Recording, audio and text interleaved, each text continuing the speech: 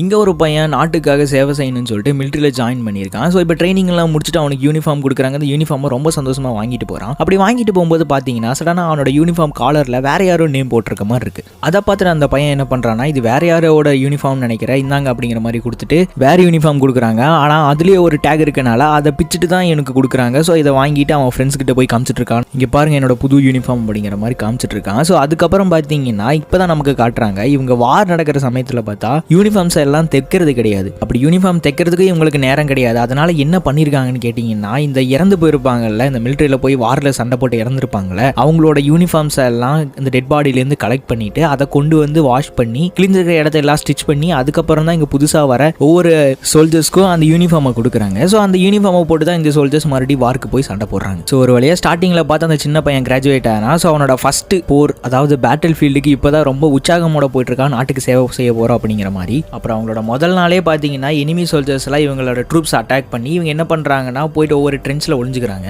அதாவது ட்ரென்ச்னா ஒன்றும் இல்லைங்க, ஒரு சின்ன பதுங்கு குழி மாதிரி தான். ஸோ அந்த பதுங்கு குழியில் பார்த்தீங்கன்னா எல்லாருமே நைட்டு கொஞ்சம் சேஃபாக இருந்துக்கிறாங்க. இப்போ என்ன ஆயிருதுன்னா, நைட்டு எனிமி சோல்ஜர்ஸ்லாம் வந்து அட்டாக் பண்ணுறனால இவங்க எல்லாரும் என்ன பண்ணுறாங்கன்னா உள்ளே போயிட்டு ஒரு இடத்துல ஒளிஞ்சுக்கிறாங்க. இந்த பையன் ஸ்டார்டிங்கில் பேட்டில் ஃபீல்டுக்கு வரும்போது எவ்வளோ உற்சாகமோட வந்தானோ அந்த உற்சாகம் ஃபுல்லாமே குறைஞ்சிருச்சு. ஏன்னா அவ்வளோ ஷிவரிங்காக பயந்துட்டு உட்காந்துட்டு இருக்கான். அதுக்கப்புறம் காலையில் முழிச்சு பார்த்ததுக்கு அப்புறம் தான் தெரியுது அந்த ட்ரென்ச் ஃபுல்லாமே டெட் பாடிஸாக கிடக்குது. அதுக்கப்புறம் தான் அந்த பையன் கண்டுபிடிக்கிறான் இந்த யூனிஃபார்ம்ஸ்லாம் எப்படி வந்திருக்கு அப்படிங்கிறது. ஸ்டார்டிங்கில் சிரிச்சிட்டு இருந்தவன் அதுக்கப்புறம் சிரிக்கிறதே இல்லை. இப்போ தான் உணர்ந்திருக்கான் போர் ரொம்ப மோசமானது, போர் எவ்வளோ கொடுமையானது அப்படிங்கிறது.